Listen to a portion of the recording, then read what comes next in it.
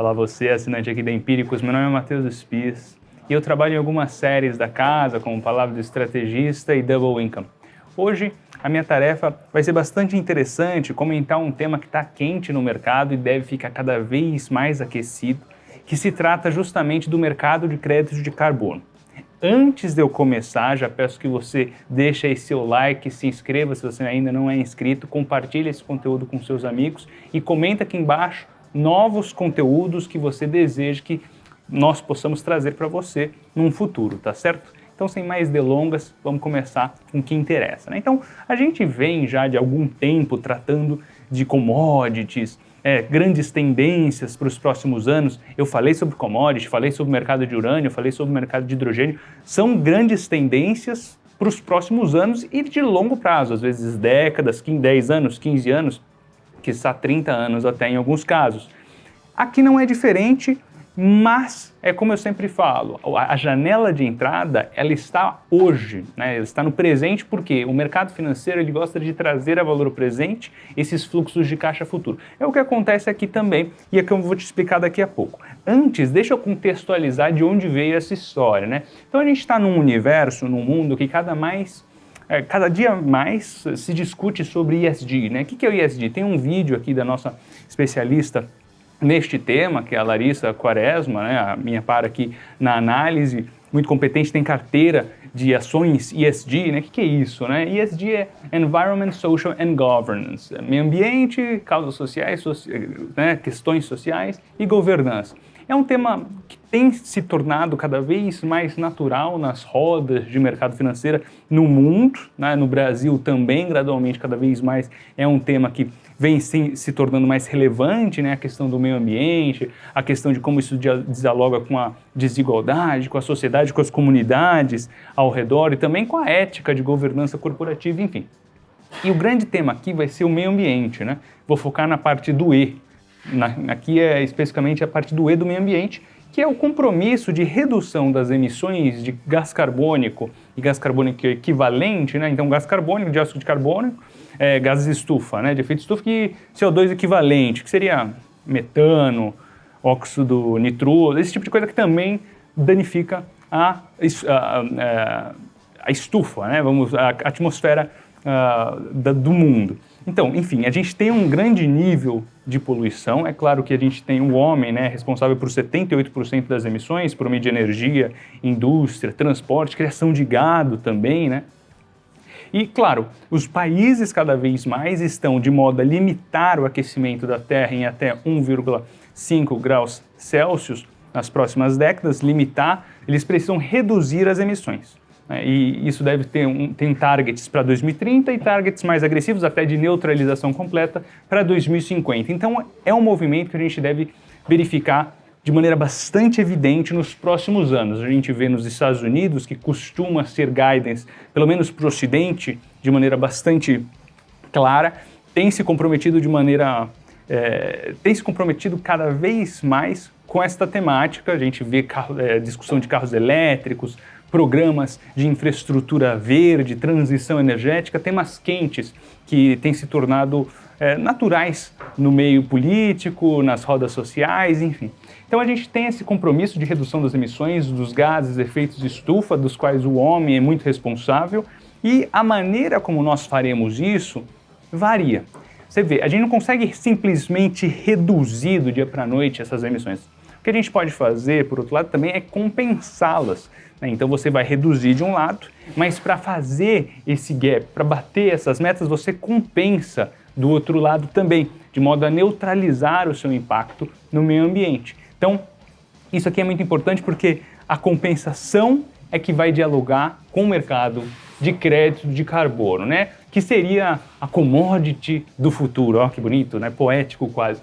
Bem, o que é o crédito de carbono, né? É um certificado digital que vai comprovar, que ele atesta que 1 tonelada de carbono, ou carbono equivalente, né, dióxido de carbono equivalente, não foi para a atmosfera, foi evitada ou foi capturada por meio de um projeto de sustentabilidade, né, lastro em projeto de desenvolvimento sustentável ou ambiental, né, que uma empresa fez, ou uma empresa com ou um projeto propriamente individual ou independente, ele atesta, ele certifica, ele é um bem intangível, né, ele não existe, né, ele é um ativo intangível, perene, porque ele não tem vencimento, ele dura para sempre, dolarizado, porque ele é negociado em mercados internacionais, reconhecido internacionalmente, você tem na Europa, você tem na Nova Zelândia, você tem na Coreia do Sul, no Japão, e ele é, como eu disse, digital. Agora já tem até processos de você colocar ele em blockchain para tornar o processo mais dinâmico, seguro, enfim, transparente. Então você tem, essa é a dinâmica do crédito de carbono. Então você tem entidades internacionais que demora um pouco, tá? Costuma demorar pelo menos entre 3 e 4 anos para certificar um projeto e verificar se de fato ele está evitando ou capturando quantas toneladas, né? E daí ele, vamos supor, um projeto X, ele está capturando 10 toneladas de dióxido de carbono ou dióxido de carbono equivalente, então ele vai ter 10 créditos de carbono. Estes créditos de carbono são negociados como ativo, e daí que entra a oportunidade, porque a gente está querendo dialogar aqui justamente, né, ser amiguinho da floresta, mas ser amiguinho do seu bolso também. É um investimento, é um ativo negociado e, como todo ativo negociável, ele tem seu preço e pode se valorizar e pode se depreciar. E é assim que a gente entra nessa dinâmica. Então existe esse ativo e de onde ele veio, né? Qual é o histórico? De onde surgiu essa ideia maluca? Basicamente era uma tentativa de mensuração do nosso impacto no meio ambiente e uma maneira de quantificar os processos que nós teríamos que levar em consideração para reduzir o nosso impacto no meio ambiente. Então, começou em 1992, na Eco 92, aqui no Rio de Janeiro, olha só curioso. Daí veio em 1997 com o Protocolo de Kyoto. Então, em 92, a gente estabelece algumas convenções, alguns entendimentos de cooperação internacional em prol do meio ambiente. Os Estados Unidos, na época ali, entrando no governo do Bill Clinton, né? Vocês devem se lembrar do vice do Bill Clinton, Al Gore, que quase ganhou as eleições contra o George Bush no início deste século, né, mas perdeu no final, mas ele era muito vocal nesses temas ambientais. Daí em 97 a gente vem Protocolo de Kyoto, que já estabelece esse entendimento do mercado de crédito de carbono, que era essa tentativa de mensuração a tonelada de dióxido de carbono que você estava emitindo e como você captura e quando você mensura que está capturando. E daí em 2005 vem a implantação, que eu já vou explicar, do mercado regulado pela ONU, que já adianto que fracassou miseravelmente na sua missão, mas regulado pela ONU na época, eu coloquei um asterisco aqui, eu vou comentar já sobre o mercado de carbono. Só que o que aconteceu, né? Quem você acha que está investindo no desenvolvimento desse mercado? Suécia ou Gana? Né? Estados Unidos ou Burundi? São os países desenvolvidos, são os países ricos, né, que têm recursos para desenvolver essas iniciativas de fronteira, né, de fronteira. Então, o que aconteceu? Em 2008 a gente teve a crise do subprime, acabou com os Estados Unidos, e daí para piorar, reflexo ainda da crise de 2008, 2012 a 2014, 2011 já, né, mas de 2012 a 2014 a crise da zona do euro, que daí acabou com o mercado de crédito de carbono, né? Não é que acabou, mas deixaram de lado. Era uma iniciativa quente, que estava vindo de vento em polpa, não, desde a década de 90, e daí veio a crise e acabou com essa iniciativa. E daí os países precisavam, agora eu não vou, desculpa, me preocupar com isso, eu tenho 15% desempregado na minha porta, o Estado não está com dinheiro para pagar nada, tem banco quebrando a torta e direita, não tem dinheiro, então vou preocupar com dentro de casa, né? Então foi o que aconteceu e os países deixaram essa questão de lado. Agora a gente começa a recuperar essa noção, principalmente com o reaquecimento dessas temáticas ambientais. A gente teve os Estados Unidos apagado desse debate, dessa dinâmica durante o governo Trump, e daí agora no governo Biden voltou com muita pujança, né? Então a gente vem aqui para o mercado. O que aconteceu? Qual foi o reflexo disso aqui, né? Os países deixando de lado a compensação das suas emissões via crédito de carbono. A gente tinha então, em 2010, aproximadamente 20 bilhões de toneladas de dióxido de carbono sendo emitido, né? Então 25 bilhões de toneladas, e compensando 11 bilhões de toneladas. Em 2020, a gente chega a 55 bilhões de emissão de dióxido de carbono e mantivemos a compensação de 11 bilhões, dos quais 10,9%, né, quase 99,9% é do mercado regulado, que foi estabelecido lá em 2005, e tem um mercado voluntário que eu já vou falar já. Para você ter uma ideia, então tem um gap aqui, graças a thanks to China, né, graças à China, pela industrialização chinesa vindo, né, com uma velocidade feroz, Índia também, de certo modo, dobrou a emissão e manteve, né? Então, em termos de participação, você está compensando muito menos, né? Então, a gente está falando aqui de mais ou menos 44 bilhões de toneladas de dióxido de carbono, sem compensar que aos preços cotados ali com os créditos de carbono da zona do euro hoje, né, negociados na zona do euro, a gente estaria falando de 1 trilhão de potencial aí, hoje, só hoje, né, de compensação em alguns projetos. É muito dinheiro e que não está sendo precificado, né? As pessoas estão deixando isso de lado. Então, mas de onde está vindo isso, né? Quem é que está consumindo esses créditos de carbono? Então, em primeiro lugar, tem o mercado regulado. Então, você tem, por exemplo, vou dar o exemplo europeu, que é o mais tradicional. Então, você tem países, esses países têm metas setoriais de emissão de gás carbônico. Por exemplo, setor aéreo. Então, você tem uma meta, você só pode emitir isso aqui. Se você passar disso aqui, você estourou, você tem que compensar o que você estourou de emissão. Agora, se você tiver menos, você tem direito a ter crédito de carbono e vende esse crédito de carbono para alguém, porque você evitou a emissão de 1 tonelada, entendeu? Então você tem metas, esse é o mercado regulado, tem alguém regulando e intercâmbio entre as partes, entre empresas, fazendo justamente esse intercâmbio dos créditos de carbono. E você tem o mercado voluntário também. O mercado voluntário são as empresas que querem simplesmente, por N motivos, né? Pode ser a consciência da empresa, pode ser para aprimorar a captação de recursos em fundos internacionais que agora estão levando em consideração metodologias de ESG, né? Essas técnicas de avaliação de meio ambiente. Então, elas podem estar preocupadas com isso, em aprimorar a captação de recursos, de investidores. Você tem empresas preocupadas também com seus consumidores, tem esses consumidores conscientes que só querem consumir de marcas que estão respeitando o meio ambiente, então ela quer neutralizar a sua participação, sua emissão. Então, você tem empresas querendo neutralizar a sua emissão, seja reduzindo elas mesmas, sendo compensando, né? A compensação é fundamental para entender esse mercado. Então, você tem o mercado voluntário das empresas querendo compensar, comprando e vendendo créditos de carbono. Lembrando que isso é um ativo intangível, perene, dolarizado, reconhecido internacionalmente e digital, então você pode trocá-lo. É um ativo negociado, é como se fosse uma ação, comprar uma ação, compra e vende, oferta e demanda. E também tem os indivíduos, para você ter uma ideia, na Noruega ou países nórdicos, né, nos bancos suecos, a gente tem exemplos de bancos suecos que o indivíduo, você compra um café e o banco já te dá a opção, você quer neutralizar esse seu café? Porque qual é a ideia? O mercado, ele nasce como compensação, então você tem que neutralizar a sua pegada, a sua emissão de gás carbônico. Aqui você pode, em países nórdicos, você já tem a opção de comprar um café, você tem a opção de quer neutralizar a pegada emitida por esse café, você comprou uma calça jeans, a mesma coisa, quer neutralizar a sua calça jeans, comprou um hambúrguer, quer neutralizar o seu hambúrguer, etc. De modo a que caminhemos não só para carbono neutro, né, em 2050, mas também para patamares de emissão de carbono negativo, né, retira, né, você está compensando mais do que você está emitindo, que seria um negócio realmente revolucionário. São projetos, então, projetos de conservação, projetos de energia renovável, grandes projetos, né? Projetos de conservação da Amazônia do tamanho da cidade de São Paulo, ou até mesmo gigantescos, do tamanho do Líbano, de um pequeno país, existem, eles estão lastreados em crédito de carbono, eles estão sendo vendidos no Brasil. Você pode comprar esses créditos lastreados em grandes reservas florestais na Amazônia, que elas são preservação, né? Preservou-se, não desmatou e, portanto, não emitiu carbono, e também a floresta captura, né, uma determinada quantidade de dióxido de carbono. Então você tem esses lastros nesses projetos, e como eu disse, entidades internacionais respeitadas, vinculadas, eles certificam esses projetos, e esses projetos levam tempo para ser certificado, então existe uma oferta limitada,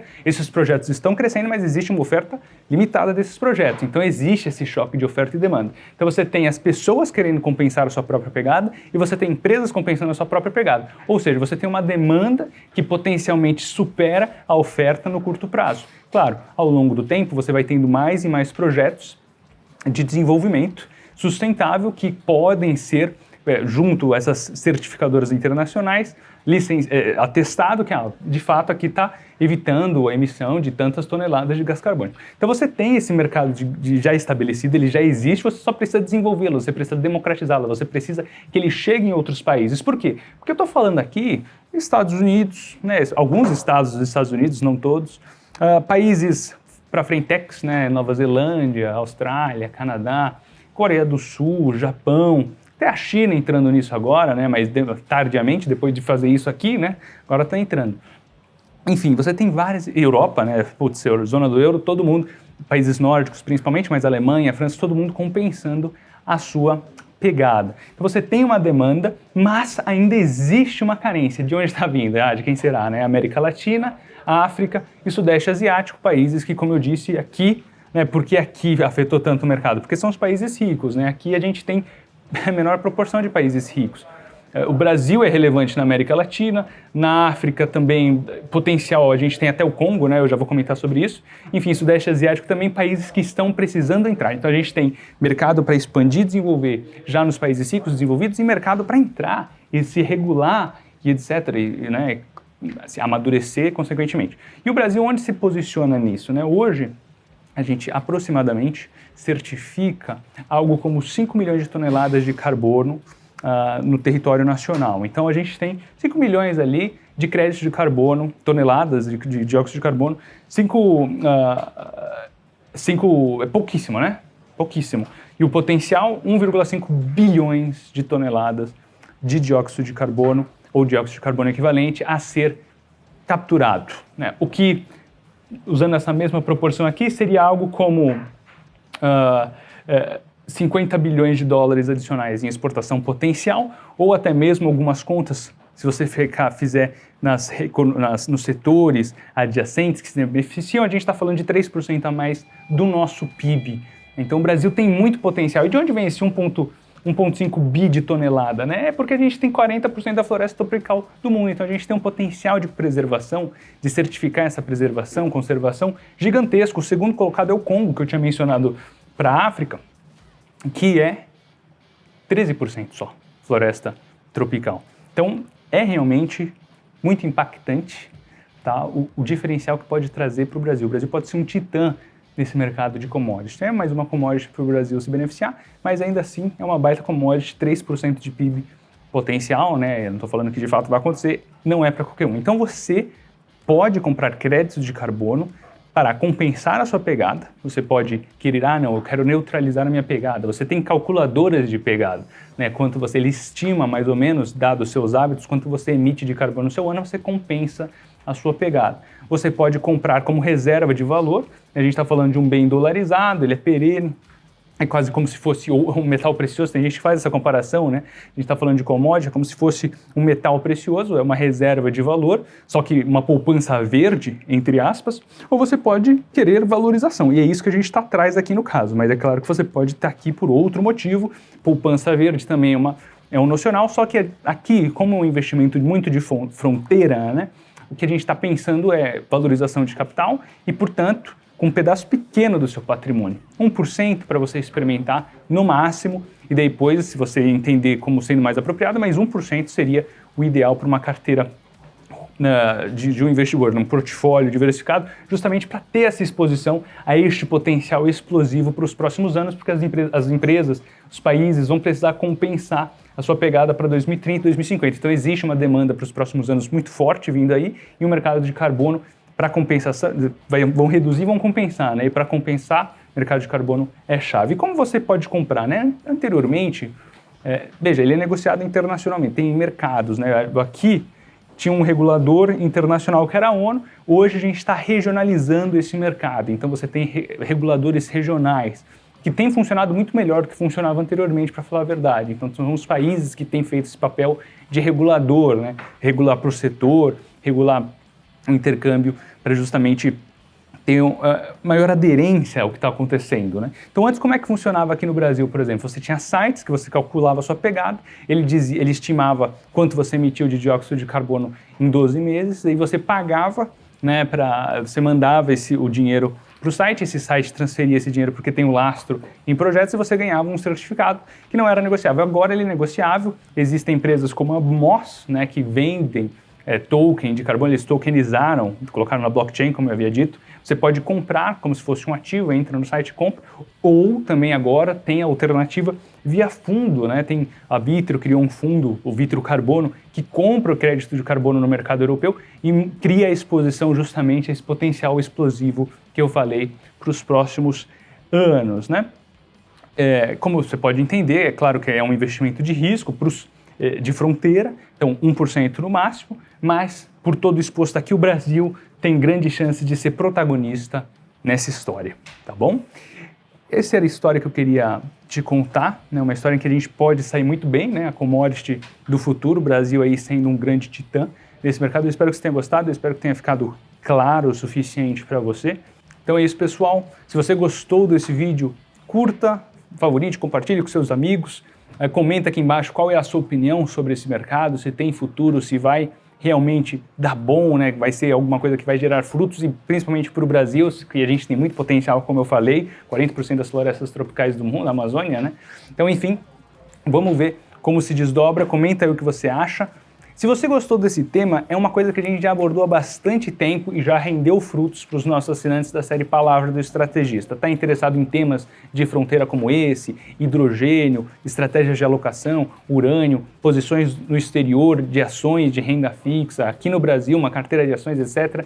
Uma carteira completa, uma visão completa do nosso estrategista-chefe Felipe Miranda. Tem um link na descrição que você pode acessar essa série com condições especiais e verificar novas oportunidades que nós vamos trazendo em nossos relatórios quinzenais, tá certo? É isso por hoje, eu agradeço a sua companhia e até mais.